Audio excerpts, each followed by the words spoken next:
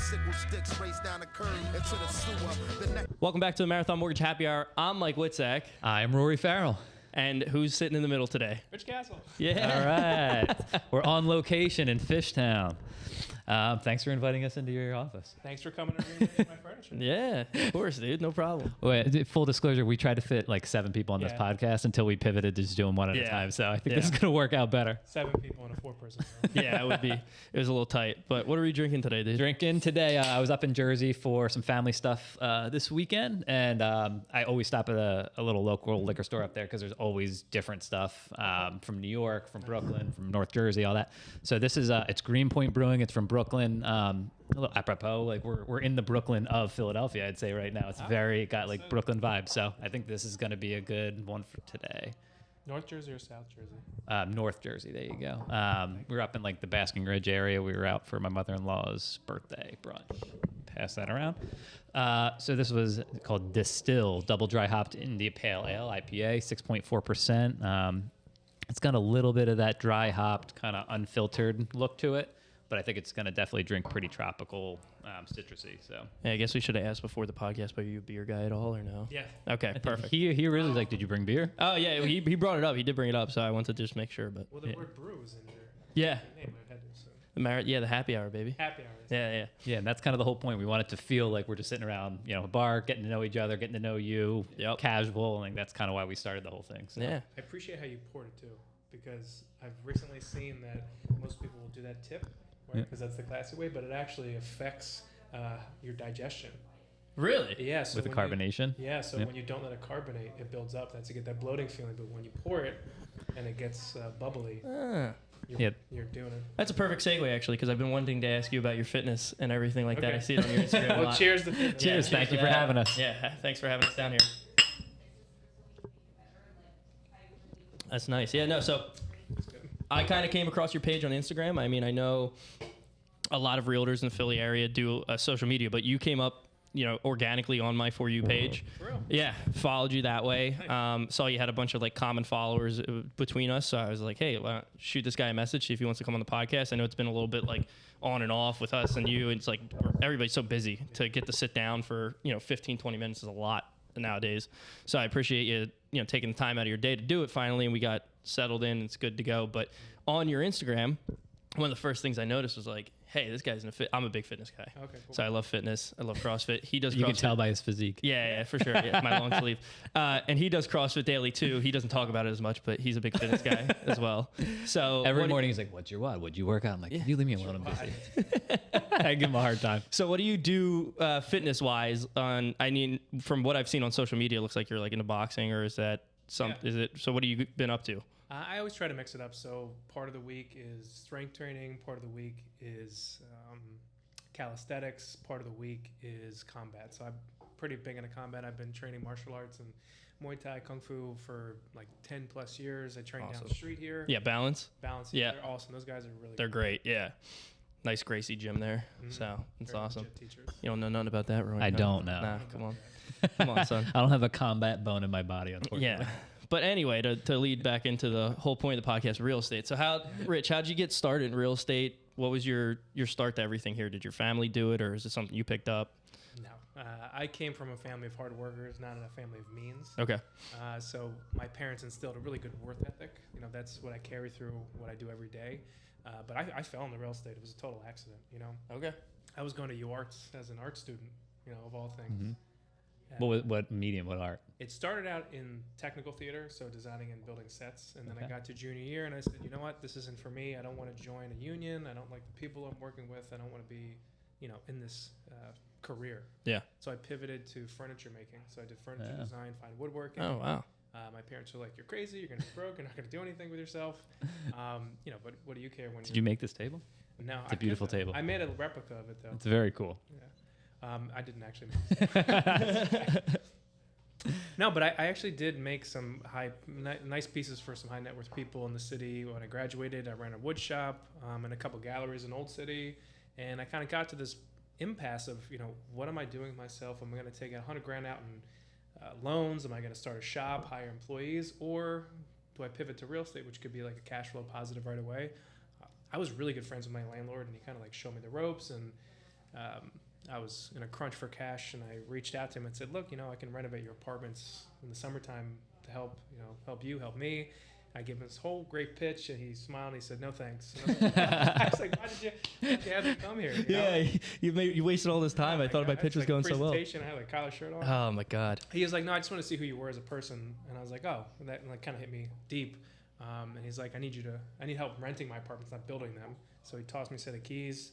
I rented an apartment my first day. I was hooked. I made $400. To me, that years ago, that was a lot of money it's huge. For an art student. And I just didn't stop, Oh, that's awesome. So you kind of said you were like, hey, I'm going to do this, but I'm not really into this, or I'll do real estate. Like it seemed like that was just something that was like a foregone conclusion. Was there other things that you thought about, or why was real estate that other option? Well, my wife now, but girlfriend then, was very pointed to say, you got to do something or I'm leaving. It's like a pretty easy decision. Yeah. Make a quick decision. Like, what can I do immediately so I don't lose this lovely lady? Yeah. No, that's a tough situation to be in. But hey, she sounds like a strong woman. I like her. Alpha woman. Yeah. Rory has one. I got one of those myself. So that's very cool though. And how long ago was that? Started 2009. 2009. Yeah. Wow. So I did rentals and property management since 2009 to 2015-ish, and then I got full-time sales after that. Okay, cool. Killer. And then were you doing like kind of in that rental part of your life? Were you doing other things as well, income-wise, or were you just that was full-time, just able to? I tried that dichotomy of I'll do woodworking on the side to make some cash, and I'll do real estate, but I quickly found it's like one or the other. Yeah. And what I was finding was I could make so much more money in the same amount of time it took me to make one table, one chair. It just didn't, I just didn't want to be a grunt the rest of my life. Yeah.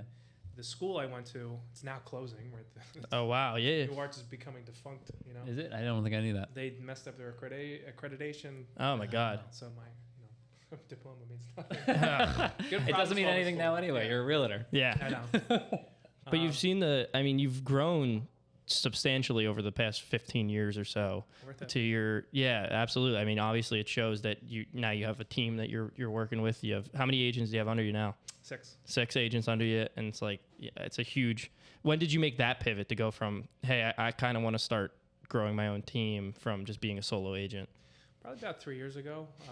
I built my business on listings, so I'm really, really good at getting listings, and it's great to have all this business, but quality control is also really important to me. Yep. And at a certain point, I was starting to lose quality control. Sure. Yeah.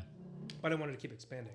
So I like working with people. I like guiding people. It only felt natural to bring agents underneath me so I could educate them, give them all the business they wanted to, still do more business for myself, and keep quality control at all-time high. Absolutely. Yeah, no, it makes perfect sense. And I mean, it's been working out, I'm sure, since then. And I know I see that the great job you do with marketing your listings and seeing the things come up. I mean, we were just sitting here, I'm watching on Final Cut Pro editing some drone shots.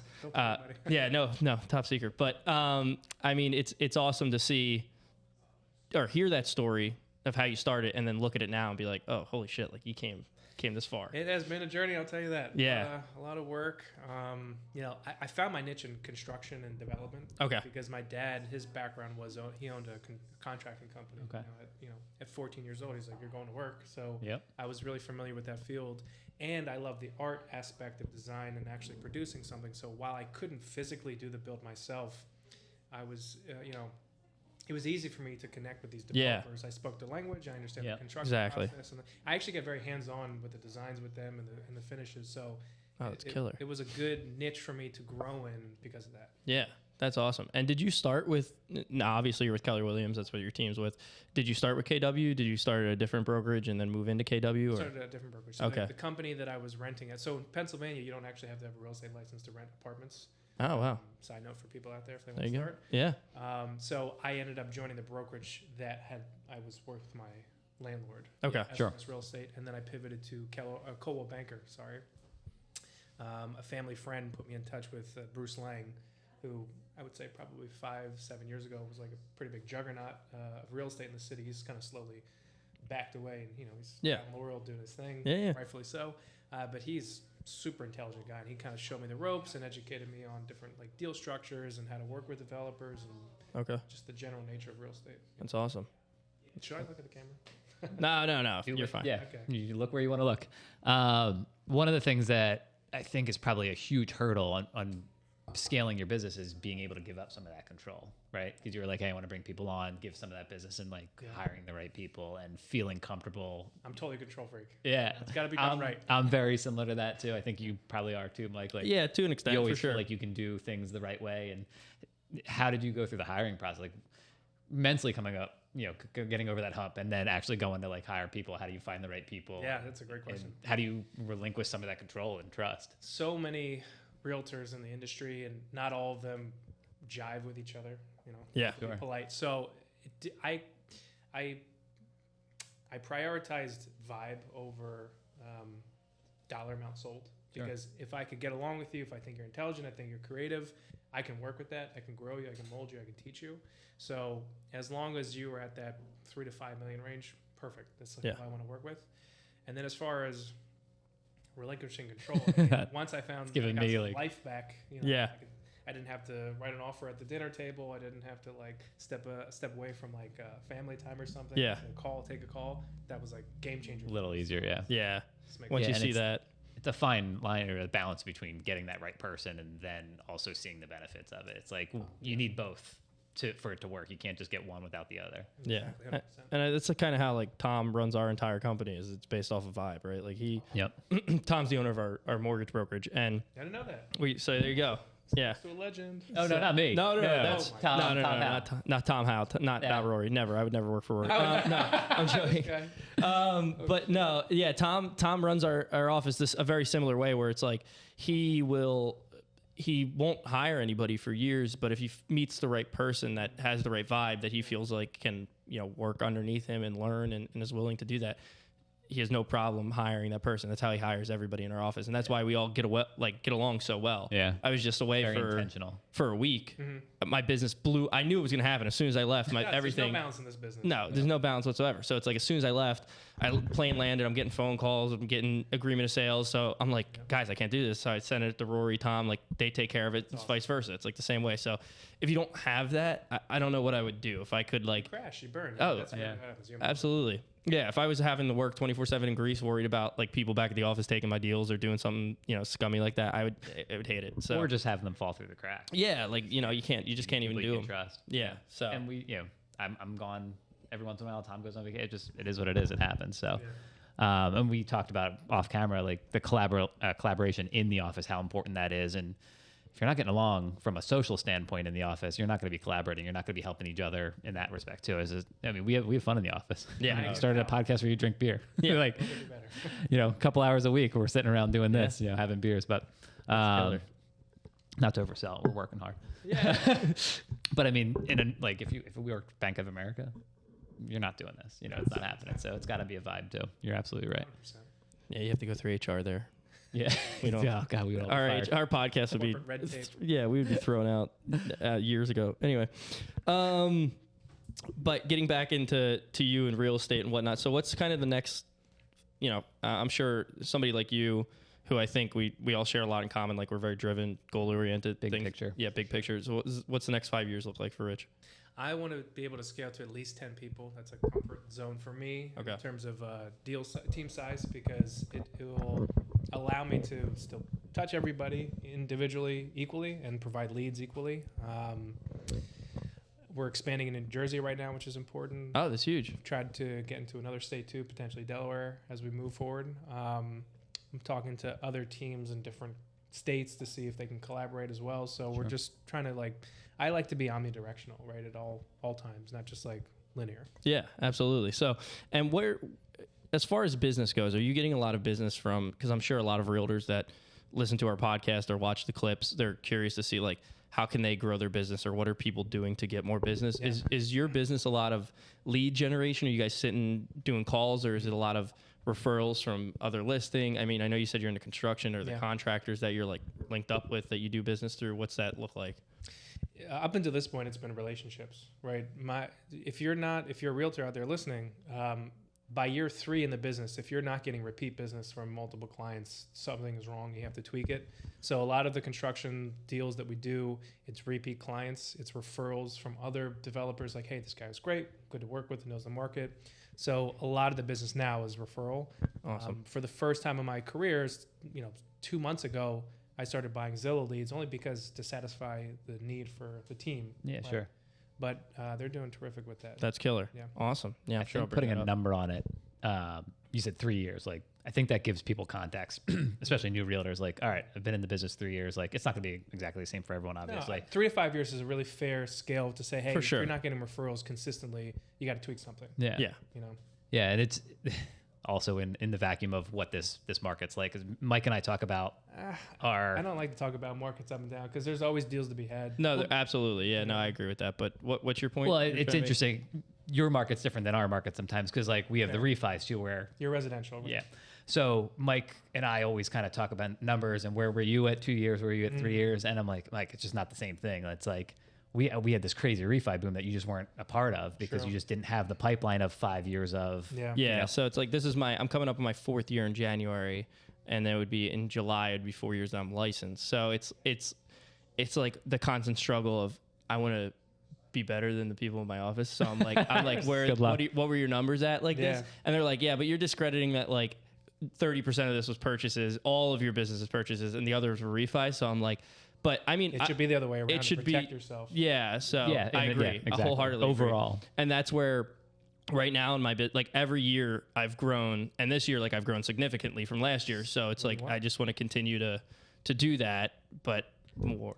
Yeah. More, It's there like you go. more, you know. And so- I think I always tell them the important part is your mindset is how do I keep growing? It's like you keep doing what you need to do to keep growing, it'll come. Hire You an know, assistant. for sure. Well, yeah. oh, so this guy. I'm you guys got the I actually have a powwow on the meeting- side here. I have a meeting with a VA tonight, so we'll see how You that should goes. have hired them yesterday. Yeah. so- Seriously. all right. That's a huge jump off point because if you're worth it, if your activity is $500 an hour, right? That's how much you make per hour, but you're doing $20 tasks. Yeah. yeah.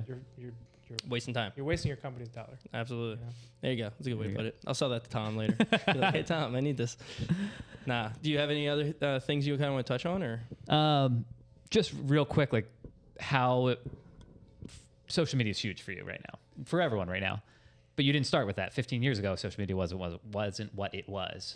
I'm sorry to cut you. No, I think you knew where I was going with that. Go for it. You're excited. I like to do filming and content, and I did that a lot when I was early in the business. But I found that I was more busy with actually doing transactions, and I didn't have an assistant at the time, or didn't have a social media team at the time. So I was like, you know what, I got to put that in the back burner, just focus on the deals. So I kind of became this ghost amongst my peers, and it wasn't until maybe 6 months ago where Rachel Rao at Spire Abstract, the title rep I work with. She's like, you're crazy. You got to get social media going, otherwise you're not going to grow your team. Yeah, People aren't gonna know you. I follow her on social. I know exactly who you're talking about. She actually. harassed me for months. We're friends, Good. but she harassed me. She's like, you have to do this. Talk to Yeah. my friend. So I gave in, and the second that I did it, I just was so liberated that it actually does produce the things that I want. I've actually gotten business from it, multiple listings from it. I've grown the team because of it. So, I kick myself. Like, I'm telling you to hire an assistant. I should have done this 2 years ago. Yeah. We're all learning from people who've done things, ahead of us. Yeah. so. Yeah. So if Rachel's out there, thank you. There you go. Yeah, but it's such a valuable tool right now, and it seems like if you've been in the business 15 years, it's like it wasn't kind of what it was now, and now all of a sudden you're like, oh, yeah, I mean, you have to do it. It's People a don't look at prerequisite. Yelp or Google reviews anymore. They're looking at their Instagram Yeah. page to be like, are you legit or not? Yeah, we had for sure. a guy on the podcast a couple weeks Josh. ago, Josh, and he put it. I think he put it like the best way I've ever heard it. He's like, "That's your business card." He's like, "Instagram is your business Oh, card." that's good. Yeah, That's really he's like, and so shout out Josh, but that's exactly what he said. He's like, people aren't looking at your business card going, "Oh, he works for Marathon Mortgage." I heard that. Like, they're going on your Instagram, they're looking at your social media, Yeah. they're looking at your Zillow reviews, and they're going, "Okay, like this guy looks legit, like he does business. All right, we want to work with him." Or he has no social media. This is a little weird. Like, so I just literally got a buyer pre-qualified that he reached out to me through the Instagram page, and I said, why did you reach out to me? He said, oh, I saw that you had posted a comment on a Naked Philly Instagram saying, oh, my Philly Castle brokered that deal. I got super excited that they highlighted that, and you get the hate from other people, whatever. But I was firing back, and the guy was like, "Oh, I went on your page because of that. You seem legit, so I want to work with you." You just That's never know awesome. what's going to work, you never right? know. Well, if he wants to shop rates, let us know. But anyway. That's funny. But no, that's exactly why you do it. It's like you never know where it's going to come from, and it's like you're saying, omnidirectional. You're also not just doing social media though. You're meeting up with other people. You're doing listings with contract. You're doing everything all around. Too many so things, according to my wife. there you go. But we're not just residential. I do commercial, industrial. Oh, that's awesome. luxury, multifamily. So I really tried to get a grasp of the entire totality of real estate. And I think a lot of realtors don't. And I use that as a selling point, how it sets us apart. Yeah, killer. You want to do wins? Let's do wins All right, let's do wins. I don't. You're going for me first. if you want. All right, great. What is my win? I didn't even think about this. I would say my win. Oh, I had a great weekend. You know what? There you go. There's my win. I had a great You did have a weekend. great weekend. So, but why was it a great weekend? So it was a great weekend because Don't get it them was started. it was There the we go. first it was I've the already heard first it. weekend in forever that I like just got to lay low. My girlfriend was in town. That's nice. My roommates were all home. So it was like I got to hang out with two of my best friends. I got to hang out with my girlfriend, and we like went out. We did a lot of stuff we normally don't do. That's cool. So it was great. Yeah, we never go out. We never do anything really. Like we're always just working. And my one roommate's in med school, one roommate's in law school. So it's like How old are you? 25. Okay. So You got a long distance relationship? What's that like? mid distance. So I was born in Philadelphia, but I was raised in the Poconos. Oh, okay. So it's like an hour and a half on the turnpike. It's not bad. Yeah. So, but no, it's been great so far. I have no problem. We've been together for 4 years. So yeah, a little long. Cheers. So cheers to that. Yeah. But besides that, just great weekend. That's my win. Yeah. Love it. Yeah. And a happy, healthy relationship. That's a win. There you go. My win, talk about the balance between refis and purchases. We obviously haven't seen any refis. You always want more purchases, but it is nice to see some of that refi business coming in now. And just Yeah. being busy, getting excited. People are excited again. Like The buzz is all in of the a sudden people are like, oh, 599. Okay. And then all of a sudden things start turning. So Yeah. it just has been a very active, buzzing office life. Oh, absolutely. So, I mean, we driving down here and like literally the whole ride down, I'm like, brr, brr, like, Yeah, so you're taking phone it feels calls. good. It feels like, oh, whatever I did to kind of build this over the past couple of years Yep. of being quiet is finally I felt like coming to I fruition. felt like a driver on the way down here. I'm like, I sat in the back seat. I'm just sitting quiet next to us. Begrudgingly, I I'm thought like, like me and my friend were gonna be talking the whole way down. I was like, yeah, this is gonna be fun. And then I'm like on the highway. He's just like, yeah, I'm like just trying. Uber driver. Yeah, basically. But it does feel good to have like some solid activity momentum, back to back. yeah. Yeah, momentum. Yes. Perfect way to say it. Absolutely. Win for Rich. All right, go Is it ahead. cheesy if I say this? I mean, No. networking is really It's the important. best answer. Oh. Yeah. No, I mean, this is great. I mean, talking to like-minded individuals, getting the message out of like how to improve business. I think that's For sure. for me. No, it's killer, man. Yeah, appreciate that. That's the first win of us doing the podcast. That's a Yeah. good win. Yeah. Yeah. Thank you for coming, letting us come in and you came to me, so- introducing Yeah, us no, to your team appreciate too. it. We're gonna do a couple here in a row. We're just gonna speed round I like a couple in a speed row. dating. Yeah. So if we've banked a couple episodes over the next couple weeks, we're sorry. Yeah. It's perfect. It'll all be relevant. We'll, It's we'll much make sure easier we know for- all your team by the time October comes around. Yeah. Much Cool easier with for that. me. Cool. So, Spread the good word. There you go. Thank you very much, Rich. Bye. Cheers. yeah. Cheers. Cheers, dude. guys. Thank you. Bye. The some assembly required, it confirmed the door of no return at Elmira, screaming